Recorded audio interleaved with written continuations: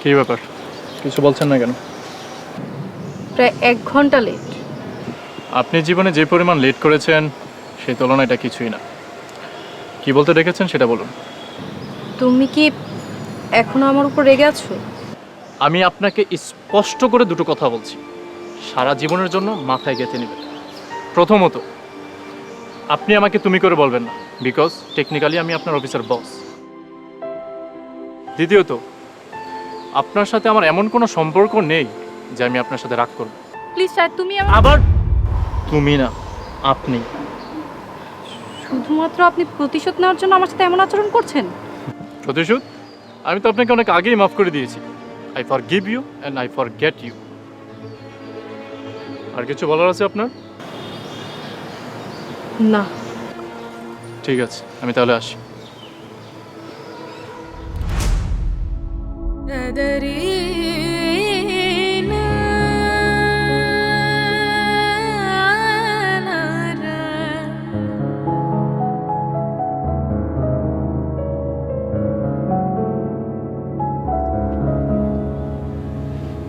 কি ব্যাপার, এখানে দাঁড়িয়েছেন? আর কিছু বলবেন? এইখানে রিক্সা সিএনজি কিছুই পাওয়া যায় না। আপনি একটু কষ্ট করে আমাকে মেন রোডে নামিয়ে দিবেন? অনেক কষ্ট আর পরিশ্রম করে আজ আমি এই গাড়ির মালিক হয়েছি। আমার কষ্টের সময় যখন আমার পাশে ছিলেন না, তখন এই গাড়িতে আমার পাশে বসে যাওয়ার অধিকার কিংবা যোগ্যতা আপনার কোনোটাই নেই।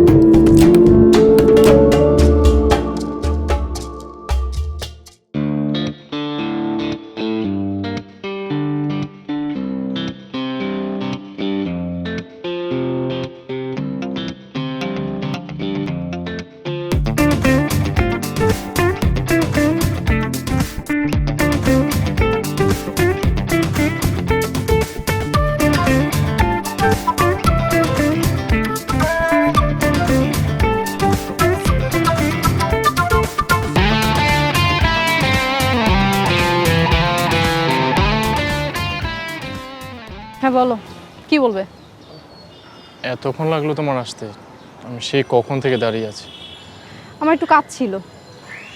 আমার সাথে দেখা করার দিনে যত সব তোমার কাজ এসে হাজির হয়। ব্যাপারটা আসলে তা না। তাহলে ব্যাপারটা কি, আমি তো সেটাই জানতে চাচ্ছি, বলো আমাকে। এত কথা বলো কেন? তুমি বুঝবে না।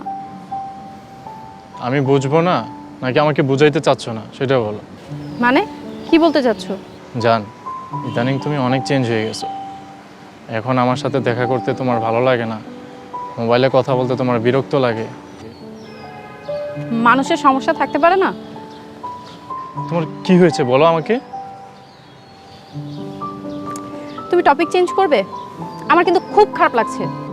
এখন তো আমার সব কথাই তোমার খারাপ লাগবে। তুমি কি এখানে ডাকছো আমার সাথে ঝগড়া করার জন্য? আমি কোথায় ঝগড়া করলাম? মানুষ তো সুন্দর করেও কথা বলতে পারে, তাই না? আচ্ছা বাবু, রাগ করো না, সরি। চল ওই দিকটাতে যাই। চলো। চল।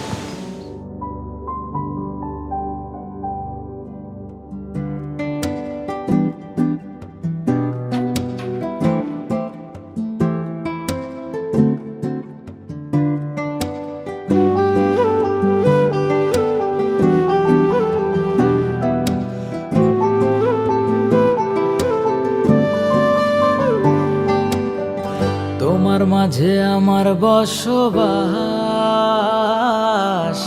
সে তুমি আজ করলা বন্ধু আমার সর্বনাশ। তোমার মাঝে আমার বসবাস,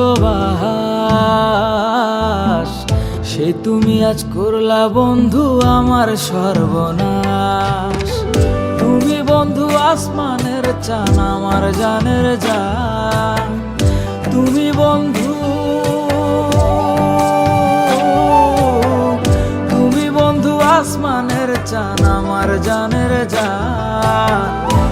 তোমার লাইগা তোমার লাইগা তোমার লাইগা ছটফটায়া কান্দে এই পরাণ, তোমার লাইগা ছটফটায়া কান্দে এই পরাণ।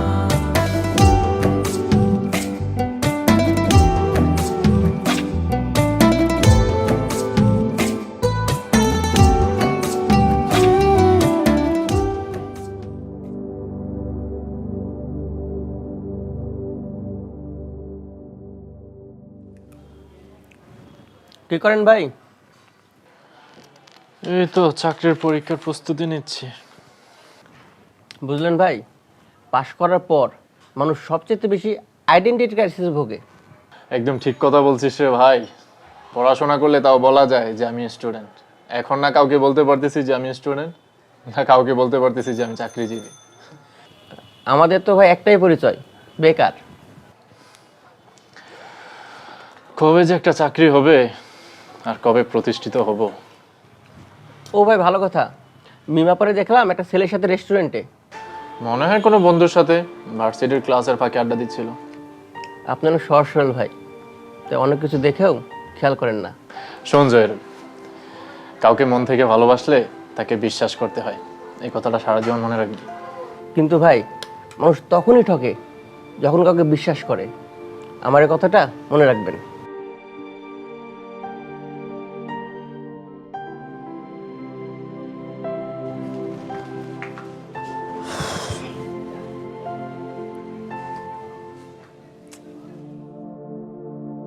অনেকক্ষণ ধরে তোমার মোবাইলে ট্রাই করতেছি, কোথায় ছিলে এতক্ষণ?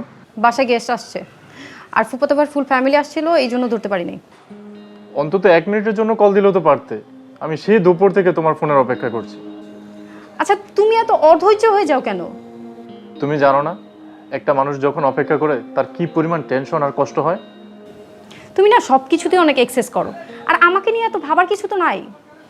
আচ্ছা তুমি আমার গার্লফ্রেন্ড, আমি তোমাকে নিয়ে না ভাবলে আমি কাকে নিয়ে ভাববো?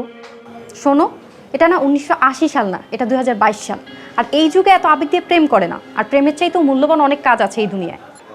শোনো, এটা 1980 সাল হোক আর 2022 সাল হোক, ভালোবাসার কখনো রং বদলায় না, রং বদলায় মানুষ নিজে। এইসব ভারী ভারী কথা না মোটেও আমার শুনতে ইচ্ছা করছে না।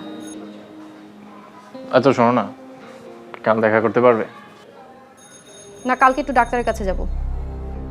হঠাৎ ডাক্তারের কাছে কেন? তুমি অসুস্থ নাকি? সেটা চেক আপ করার পরেই বুঝতে পারবো।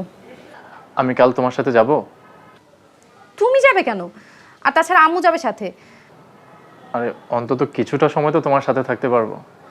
আচ্ছা শোনো, ফোন রাখি, যে কোনো মুহূর্তে কেউ দেখে ফেলবে, আর পরে ঝামেলা হবে। আরে আরেকটু কথা বলো না।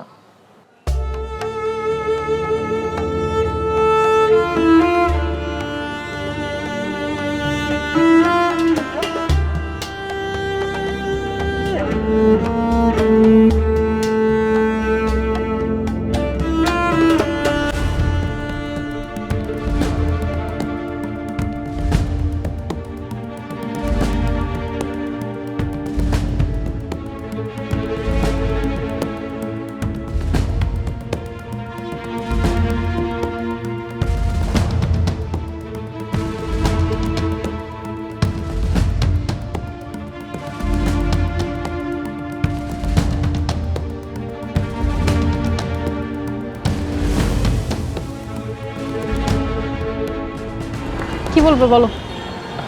আরে বসো না, বসো। বলো। তোমার সাথে কয়েকটা কথা বলার আছে। কি কথা? সত্যি করে বলো, তুমি কি আমাকে ভালোবাসো? হঠাৎ করে এই প্রসঙ্গ কেন? আগে উত্তরটা দাও। তোমাকে যদি আমি পছন্দ নাই করতাম তাহলে তোমাকে আমি সময় দিতাম না। গতকাল আমি তোমাকে অন্য একটা ছেলের সাথে ঘুরতে দেখেছি। ও আমার ফ্রেন্ড। আচ্ছা জান, আমি না বুঝতে পারতেছি না, আমি রাতে তোমাকে যখনই ফোন করি তখনই ওয়েটিং থাকে, আর যখনই তোমাকে জিজ্ঞাসা করি তখনই বলো বিদেশ থেকে তোমার কোনো কাজিন নয়তো বা ভার্সিটির কোনো ফ্রেন্ড। এমন ফ্রেন্ড সার্কেল তো আমারও আছে, কই তারাও তো রাতের পর রাত আমাকে কল দেয় না। তোমার ফ্রেন্ড সার্কেল আর আমার ফ্রেন্ড সার্কেল তো এক না। আর তাছাড়া আমি আমার ফ্রেন্ডের সাথে কথা বলতেই পারি, এটা আমার পার্সোনাল ম্যাটার। আচ্ছা তারা তো তোমাকে দিনেও কল দিতে পারে। আজব ব্যাপার, ফ্রেন্ডশিপ কি এখন রাত দিন মেনটেন করে করতে হবে নাকি? আচ্ছা তুমি কি আমাকে সন্দেহ করছো? সন্দেহ করতে যাবো কেন? আচ্ছা শোনো না, তুমি আমার সাথে টাইম পাস করতেছো না তো? তোমার কি ধারণা আমি তোমার সাথে টাইম পাস করছি? আমার তো এখন তাই মনে হচ্ছে, কারণ আমাকে দেওয়ার মতো তো তোমার কাছে সময় থাকে না, অথচ তুমি তোমার ফ্রেন্ড সার্কেলের সাথে সারাদিন ঘুরে বেড়াচ্ছ। কারোর সাথে তুমি নিজেকে কম্পেয়ার করবে না, আমার কাছে তুমি অনেক স্পেশাল। সত্যি? তাহলে চলো না জান, আজকে আমরা বিয়ে করি। বিয়ে মানে? হঠাৎ বিয়ে কেন? এমনভাবে বলতেছো মনে হচ্ছে জীবনেও বিয়ে করবে না। সব কিছুরই একটা সময় থাকে, আর এখন সেই সময় হয়নি। ও বুঝছি, আমার মতো বেকার ছেলেকে তুমি বিয়ে করবে না, বিয়ে করার সময় ঠিকই কোটিপতির ছেলেকে বিয়ে করবে। তোমার কি এটাই ধারণা? ধারণা না, আমার এটাই মনে হচ্ছে, কারণ তোমাদের মতো মেয়েকে আমার খুব ভালো করে চেনা আছে। প্রেম করার সময় আমাদের মতো মিডল ক্লাস ছেলেদের সাথে প্রেম করলেও বিয়ের সময় তোমরা ঠিকই ধনী দুলাল বিয়ে করো। তুমি কিন্তু এখন লিমিট ক্রস করে ফেলছো। কেন? সত্য কথা খুব গায়ে লাগে না? সত্যি তো তোমাদেরও লাগে। এতই যখন জানো মেয়েরা লোভী, তাহলে টাকা কেন কামাই করছো না? আর নিজের দুর্বলতা আমার উপর কেন দেখাচ্ছ? এই তো তোমার আসল রূপ বের হয়ে আসছে, তুমি তো একটা লোভী মেয়ে, টাকার লোভ। হ্যাঁ আমি লোভী। এবার খুশি? আমার উত্তর শুনেছো? আর কিছু বলবে? না, আমার আর কিছু বলার নেই। ঠিক আছে, আমি আসি। দাঁড়াও, বলো। আজকের পর থেকে আমাদের আর কোনো সম্পর্ক নেই। তুমি থাকো তোমার টাকার পথে, আর আমি আমার পথে। কোনো লোভী মেয়ের সাথে আমি সম্পর্ক রাখতে পারবো না। সত্যি? হ্যাঁ সত্যি। ওকে, বাই। বাই।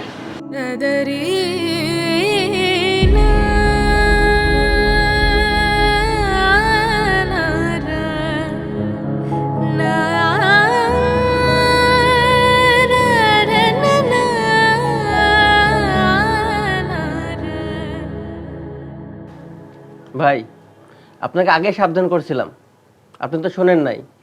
পকেটে টাকা থাকলে আপনি দুনিয়া কিনবেন, আর টাকা না থাকলে আপনি দুনিয়া চিনবেন। কিছুই ভালো লাগতেছে না রে,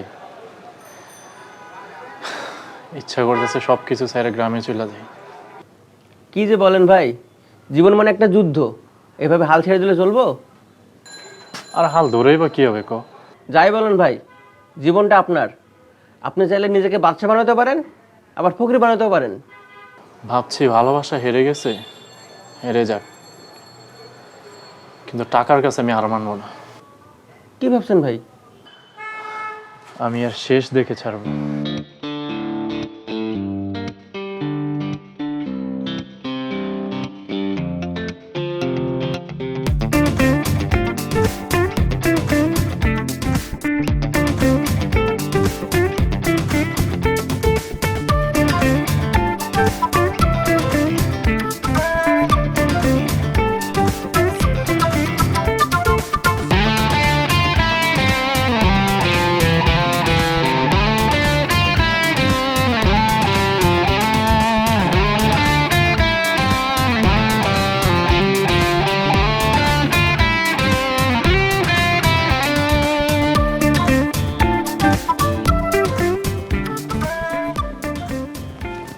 আসসালামু আলাইকুম স্যার।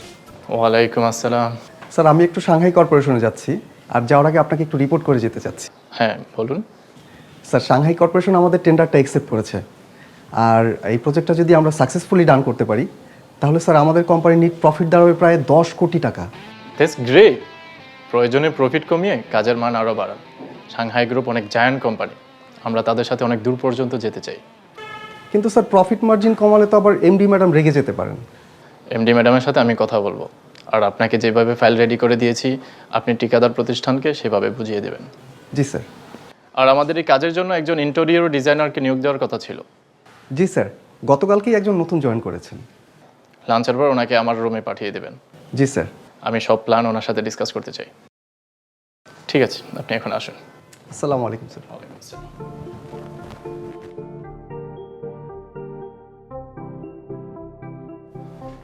ম্যাডাম আসবো? আসেন, বসুন। Thank you madam. আপনি নিজেকে কি মনে করেন? কেন ম্যাডাম? আপনি আমাকে জিজ্ঞেস না করে কেন সাংহাই প্রজেক্টে এক্সট্রা ফ্যাসিলিটি সেট করছেন? আমাদের কোম্পানির সুনাম এবং সাংহাই কর্পোরেশনের সাথে দীর্ঘমেয়াদী কাজের জন্য আমি এক্সট্রা ফ্যাসিলিটি সেট করেছি। আপনি কি জানেন এতে আমাদের মিনিমাম 2 কোটি টাকার প্রফিট কম হবে? এটা কি আপনার মাথায় আসেনি? জি ম্যাডাম, আসছিল। তাহলে এরকম বোকামির মানে কি? এটা বোকামি না ম্যাডাম, আপনি এটাকে ইনভেস্ট বলতে পারেন। মানেটা হচ্ছে আমি সাংহাই কর্পোরেশনের নেক্সট ভিশন দেখেছি। তাদের এই প্রজেক্টের চেয়ে আরও বড় বড় 3টি প্রজেক্ট খুব শীঘ্রই শুরু করতে যাচ্ছে। আমরা যদি তাদের এক্সপেকটেশন ফুলফিল করতে পারি তাহলে বাকি 3টি কাজও আমরা পাবো। তখন আমাদের নেট প্রফিট দাঁড়াবে প্রায় 70 কোটি টাকা। Are you sure? Yes ma'am. আচ্ছা ঠিক আছে, আপনি এখন আসতে পারেন। জি ম্যাম।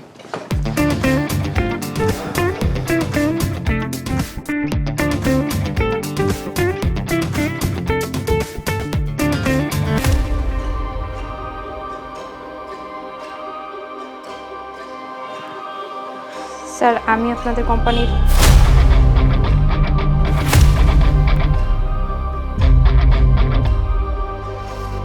শাহেদ, তুমি? হ্যাঁ আমি, কিন্তু আপনি এখানে? আমি এই কোম্পানির নতুন ইন্টেরিয়র ডিজাইনার হিসেবে জয়েন করেছি। Are you kidding with me? যার এখন কোটিপতির ঘরের বউ হয়ে রাজপ্রাসাদে থাকার কথা, সে আমার অফিসে এখন 18,000 টাকা আমাদের স্যালারির কর্মচারী। তুমি আমাকে কষ্ট দিয়ে কথা বলছো। আরে দাঁড়িয়েছেন কেন, বসুন না। বসুন। জানেন তো, কষ্ট পাওয়ার জন্য মানুষের মন থাকতে হয়, আর সেটা আপনার আছে কিনা আমি জানি না। আর হ্যাঁ, আপনি আমাকে স্যার বলে ডাকবেন, তুমি না। শাহেদ, তুমি বারবার নো তুমি। আপনি অনেক চেঞ্জ হয়ে গেছেন। আসলে চোখের সামনে অনেককেই চেঞ্জ হতে দেখেছি তো, তাই নিজের চেঞ্জটা চোখে পড়ে নাই। কেমন আছেন আপনি? অনেকদিন পর দেখা আপনার সাথে। দেখাটা না হলে হয়তো বেশি ভালো হতো। আপনি কিন্তু প্রতিটা কথা আমাকে খোঁচা মেরে বলছেন। কারণ এটা অফিস, আর আমি অফিসে একদমই পার্সোনাল আলাপ পছন্দ করি না। কি জন্য আসছেন সেটা বলেন। আপনাদের প্রজেক্টে কি কি ধরনের ফ্যাসিলিটি যুক্ত করা যায় তার একটা রাফ অ্যানালাইসিস আমি নিয়ে এসেছি। এখানে রেখে যান, আমি পরে দেখে নেব। স্যার, আমি আসি। জি আসুন।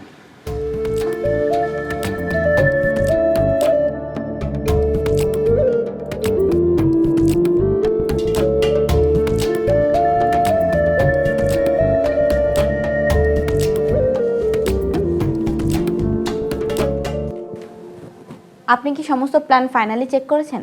জি ম্যাডাম। কি মনে হয় আপনার সবকিছু ঠিকঠাক হবে তো? ম্যাডাম, আমাদের কোম্পানিতে ব্যর্থতা বলে কোনো শব্দ নেই। আপনি আমাদের কোম্পানিতে জয়েন করার পর থেকে আমাদের সফলতা আরও বহুগুণে বেড়ে গেছে। বাবা কিন্তু আপনাকে খুব পছন্দ করেন। বাবা প্রায়ই আপনার কথা বলে। সেটা চেয়ারম্যান স্যারের মহানুভবতা। মিস মিম, আপনি আপনার আইডিয়ার বেসিক থিমগুলো একটু বলুন তো। Thanks ma'am. আমরা এই আবাসিক প্রকল্পে ব্যবহার করছি সম্পূর্ণ ইউনিক কিছু কনসেপ্ট। বাইরে থেকে আমাদের প্রত্যেকটা ফ্ল্যাট ওয়েস্টার্ন মনে হলেও এর ভিতরে প্রবেশ করা মাত্রই আপনি পাবেন দেশীয় সংস্কৃতির ছোঁয়া। কীরকম? আমরা আমাদের প্রজেক্টে ইকো ফ্রেন্ডলি বা পরিবেশ বান্ধব ম্যাটেরিয়াল ব্যবহার করছি। চমৎকার, দারুণ আইডিয়া ডেভেলপ করেছেন। ম্যাম, আমি তো শুধু প্রপোজাল তৈরি করেছি, সম্পূর্ণ প্ল্যান আর থিম শাহেদ স্যারের। আপনাকে যত দেখছি ততই অবাক হচ্ছি। I am impressed. Thanks madam. Miss Mim, তাহলে এখন আপনি আপনার ডেস্কে যান। মিস্টার শাহেদের সাথে আমার কিছু কথা আছে।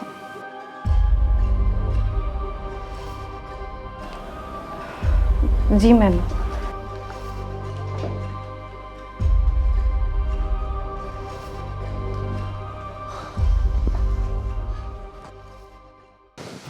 জি ম্যাম। আজ সন্ধ্যায় বাবা আপনাকে দেখা করতে বলেছে। Chairman sir? ঠিক আছে ম্যাম, আমি সন্ধ্যায় চলে আসবো। শুধু আপনি না, সেখানে মিস মিম এবং আমাদের সিনিয়র ম্যানেজার সাহেবও থাকবে। কোনো বিশেষ মিটিং? সেরকম কিছুই না, আমাদের এই প্রজেক্টের সাকসেসের জন্য বাবা ছোট একটা ঘরোয়া পার্টি অ্যারেঞ্জ করেছে। আসবেন কিন্তু। জি ম্যাম। ওকে ম্যাম, আসি।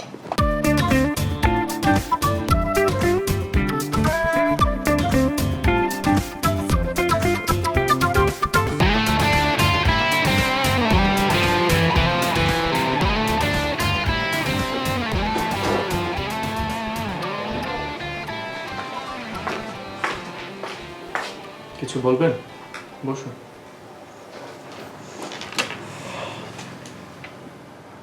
ম্যাডাম কি বললেন? সেটা অফিসিয়াল বিষয়, আর সিনিয়রদের কথা শোনার তো আপনার দরকার নেই। আপনি কি আমাকে জেলাস ফিল করানোর জন্য ইচ্ছা করে ওনার সাথে এতক্ষণ কথা বললেন? আপনি আপনার লিমিট ভুলে যাচ্ছেন মিস মিম। আমাকে তো লোভী আর স্বার্থপর বলেছিলেন। আজ তো আপনি নিজে অফিসের বসের মেয়ের সাথে প্রেম প্রেম খেলা খেলছেন। আসলে আপনি নিজেকে যতটা ভালো মানুষ মনে করেন, আপনি ততটা ভালো মানুষ না। সবাইকে নিজের মতো ভাবেন কেন? তাহলে আপনিই বলেন, মিস নাদিয়া ঘন্টায় ঘন্টায় কেন আপনাকে তার কেবিনে রাখছে? অফিসে শত শত লোক থাকতেও আপনাকেই কেন তার দরকার? দরকার পড়লে ডাকবে, কিন্তু আপনার মতো দরকার শেষে ডাস্টবিনে ছুঁড়ে ফেলে দিবে। তোমার মাঝে আমার বসবাস, সে তুমি আজ করলা বন্ধু আমার সর্বনাশ। তুমি বন্ধু আসমানের চান আমার জানের জান, তুমি বন্ধু, তুমি বন্ধু আসমানের চান আমার জানের জান। তোমার লাইগা, তোমার লাইগা, তোমার লাইগা ছটফটায়া কান্দে এই পরাণ, তোমার লাইগা ছটফটায়া কান্দে এই পরাণ।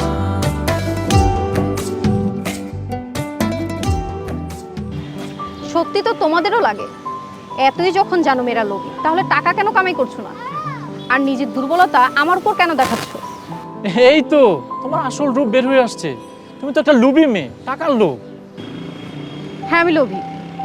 এবার খুশি? আজকের পর থেকে আমাদের আর কোনো সম্পর্ক নেই। তুমি থাকো তোমার টাকার পথে, আর আমি আমার পথে। কোনো লোভী মেয়ের সাথে আমি সম্পর্ক রাখতে পারবো না। তুমি বন্ধু আসমানের চান আমার জানের জান, তুমি বন্ধু।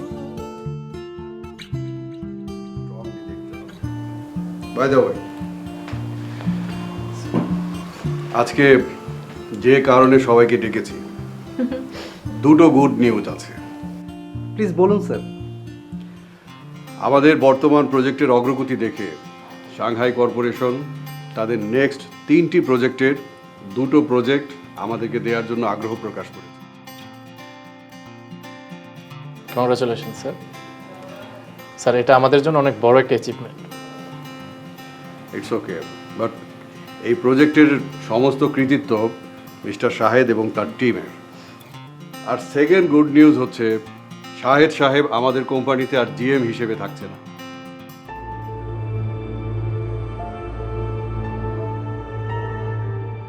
জিএম হিসেবে আগামীকালই তার শেষ দিন। কেন স্যার, আমি কি কোনো ভুল বা অন্যায় কিছু করেছি? না, আপনি ভুল বা অন্যায় কিছু করেননি। আমি আর আমার মেয়ে নাদিয়া আমরা ঠিক করেছি আগামী পরশু থেকে আপনি আমাদের এই কোম্পানিতে DMD, I mean deputy managing director হিসেবে দায়িত্ব গ্রহণ করবেন।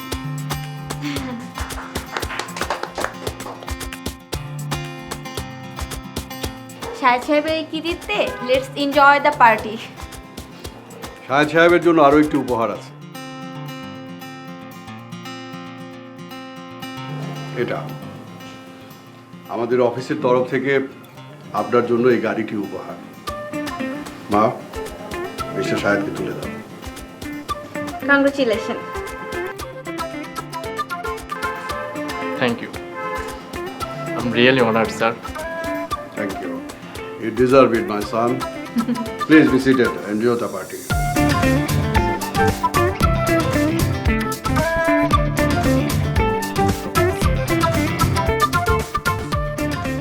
আপনি খুশি তো?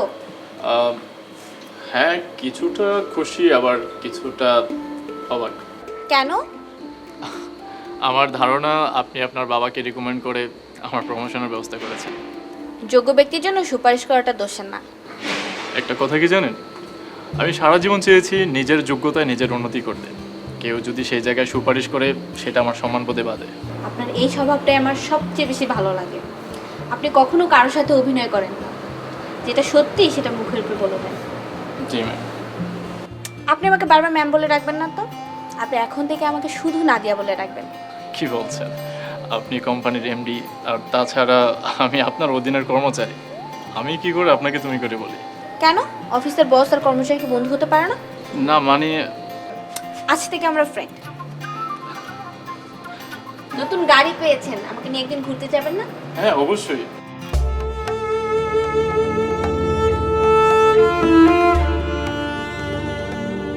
আপনি কবে যাবেন বলেন, আমি নিয়ে যাব।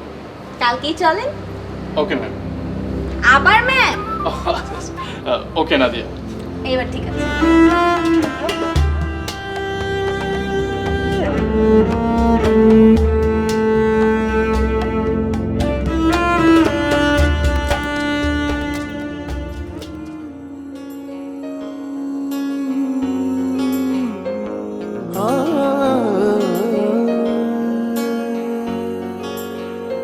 মেঘমালা খুলে জানালা প্রেমে এলো মনের ঘরে এলো ঝড় কেঁপে ধরো তো অস্থির হই কেন এমন করে আমি তোমাকে জানাতে চাই আমি পড়েছি ভালোবাসা তোমার মনের মণিকোঠা রেখো গো শুধু আমার তুমি বললে সূর্য ওঠে তোমায় পেতে মনটা ছোটে তুমি হাসলেই ফুল ফোটে কত আদর গালে ঠোঁটে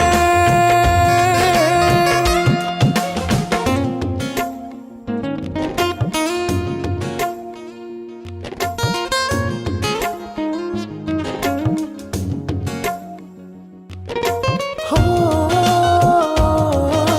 হো, হো,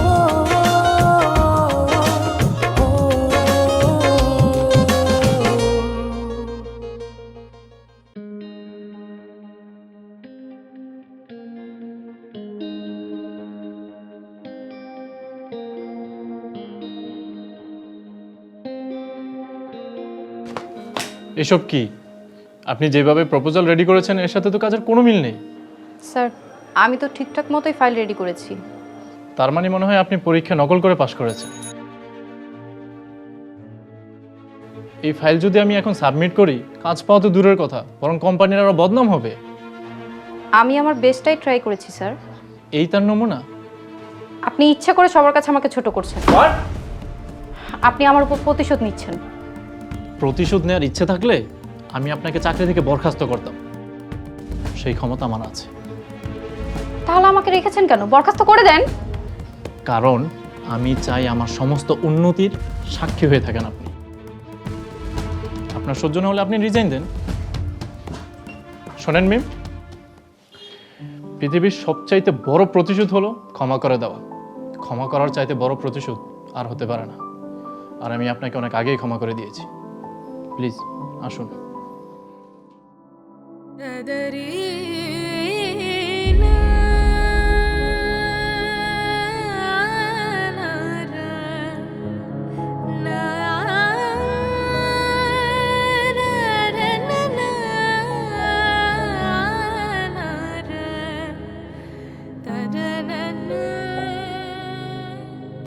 তো মিস্টার শাহেদ কেমন আছেন? জি ম্যাডাম, ভালো আছি। আমি কিন্তু আজকে আপনাকে অফিসিয়াল কাজের জন্য ডাকিনি, কিছু পার্সোনাল কথা বলার জন্য ডেকেছি। জি বলুন। আমার বাবা কিন্তু আপনাকে অনেক পছন্দ করেন। সেটা আমি জানি। আমিও আপনাকে পছন্দ করা শুরু করেছি। ম্যাডাম ঠিক বুঝলাম না। আপনার যদি কোনো আপত্তি না থাকে তাহলে আমি আপনার আর আমার ব্যাপারটা নিয়ে বাবার সাথে কথা বলতে চাই। ম্যাডাম, আমি এই অফিসে আপনার অধীনে সাধারণ একজন কর্মকর্তা, আর তাছাড়া আপনি হচ্ছেন বসের মেয়ে। তাতে কি, আমি আপনাকে মানুষ হিসেবে পছন্দ করেছি, আর আপনি যোগ্য এবং শিক্ষিত। তারপরেও ম্যাডাম, আমার মনে হয় যে এই বিষয়টা আপনার আরেকবার ভেবে দেখার উচিত। আমি ভেবেই ডিসিশন নিয়েছি। ম্যাডাম, আমিও তাহলে একটু ভেবে দেখি। ওকে, নো প্রবলেম। আসি ম্যাডাম।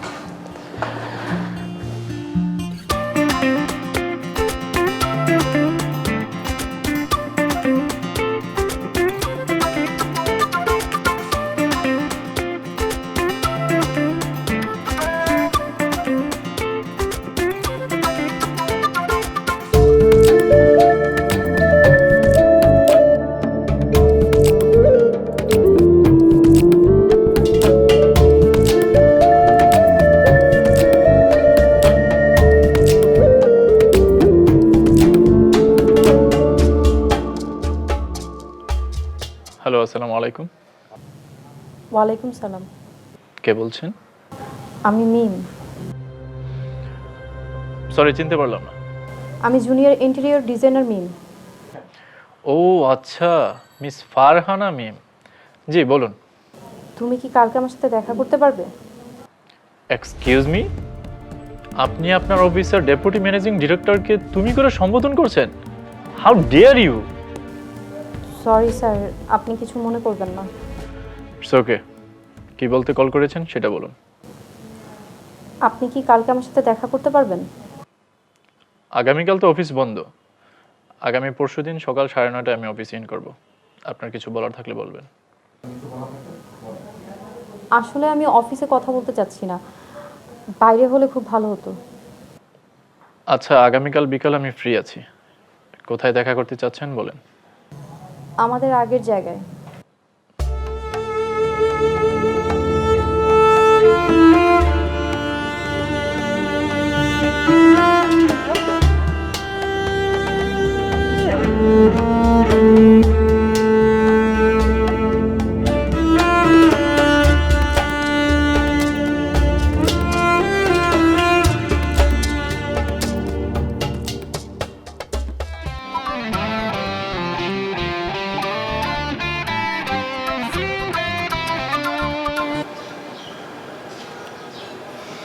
কি ব্যাপার, কিছু বলছেন না কেন? প্রায় 1 ঘন্টা লেট। আপনি জীবনে যে পরিমাণ লেট করেছেন সেই তুলনায় এটা কিছুই না।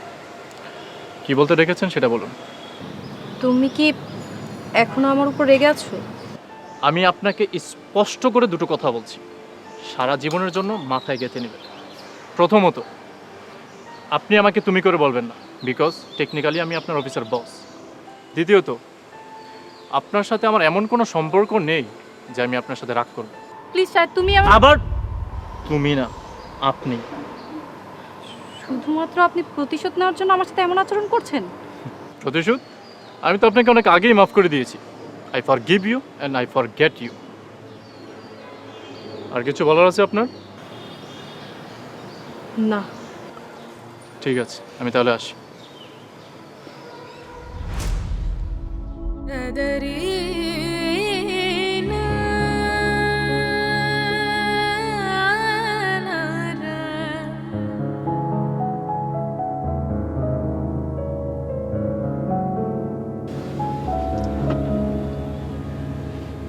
কি ব্যাপার, এখানে দাঁড়িয়েছেন?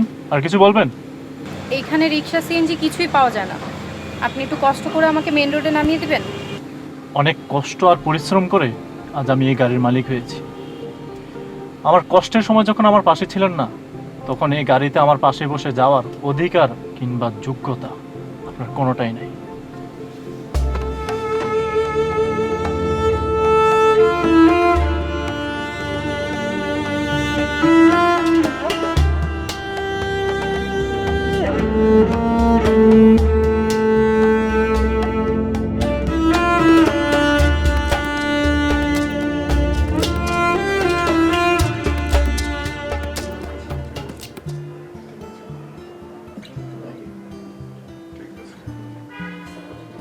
Attention please.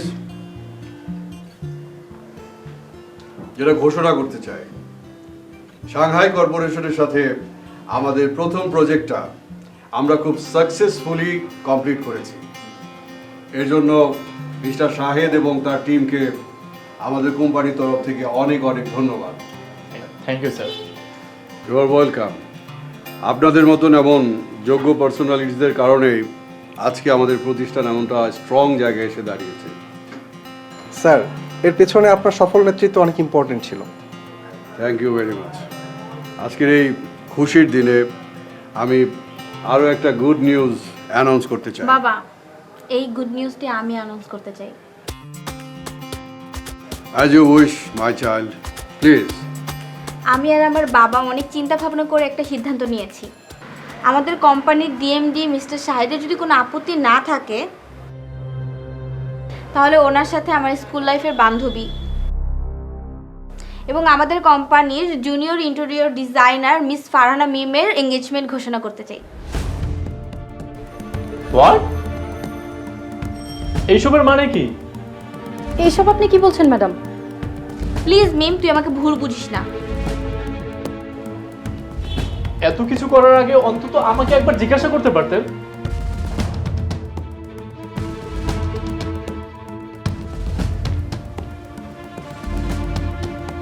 যা তুই যা, আমি আসছি।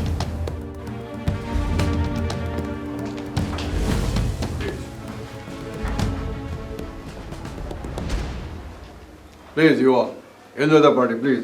Yes sir. বিশ্বাস করেন, আমি এইসবে কিছুই জানি না। আমি সব জানি। আমার মন গলাতে না পেরে আপনি এখন মিস নাদিয়ার কাছে যে নিজের স্বার্থ আদায়ের চেষ্টা করছেন। না, মিম আমাকে কিছুই জানায়নি, এমনকি আজকে যে সিদ্ধান্ত নিয়েছি এর ব্যাপারে ও কিছুই জানতো না। কিন্তু আপনি এই কাজ কেন করলেন? কারণ আমি চেয়েছি আপনাদের দুজনের ভুল বোঝাবুঝির অবসান হোক। ভুল বোঝাবুঝির তো কিছু নেই। আমার জীবনের ঘটনা আমার চাইতে আর কেউ বেশি জানে না। আপনি শুধু আপনার সাইডের গল্পটা জানেন, মিমের সাইডের গল্পটা শুধু আমি জানি। প্লিজ নাদিয়া, তুই চুপ কর। চুপ কর মিম, তুই আমাকে বলতে দে। শোনেন সাহেব, আমার বান্ধবী মিম লোভী না। ও কখনোই ভালোবাসার চেয়ে টাকার গুরুত্ব বেশি দেয়নি। তাহলে আমাকে কেন ছেড়ে গিয়েছিল? মিম আপনাকে ছেড়ে চলে গিয়েছিল নাকি আপনি উল্টাপাল্টা বুঝে মিমকে রেখে চলে গিয়েছিলেন? মিম আপনাকে ছেড়ে চলে যায়নি। মিমের বাবা হঠাৎ প্যারালাইজড হয়ে যাওয়ায় সম্পূর্ণ দায়িত্ব মিমের কাঁধে চলে আসে। তাই মিম পরিবারের দায়িত্ব ত্যাগ করে আপনাকে বিয়ে করতে পারেনি। মিম আমাকে কখনোই বিয়ে করতে রাজি ছিল না। মিম আপনার কাছে সময় চেয়েছিল, কিন্তু ও কখনোই বলেনি ও আপনাকে বিয়ে করবে না। তাহলে এইসব সমস্যার কথা সে আমাকে কেন বলে নাই? কিছু বলার সুযোগ দিয়েছিলেন? কিছু বলার আগেই তো আমার বান্ধবী মিমকে আপনি লোভী অপবাদ দিয়ে চলে গিয়েছিলেন। এখন কথা বলেন, আমি আসি। ঠিক আছে, কথা বলুন।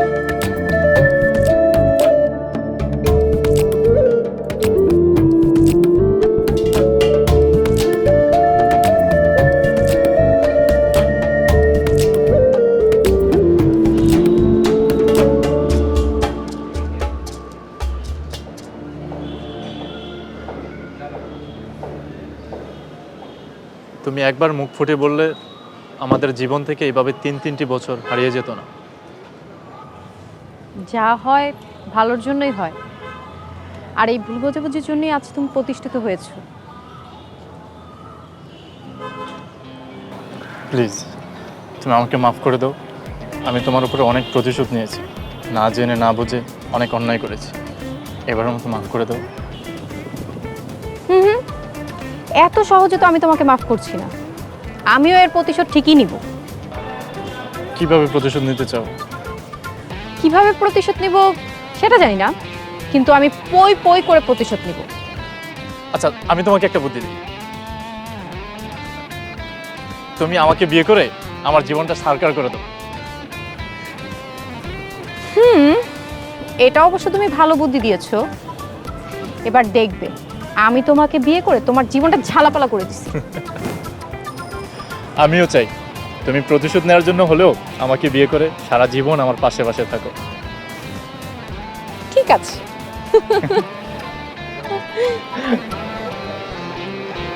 অনেক অনেক কষ্ট দিয়ে ফেললাম তোমাকে, না?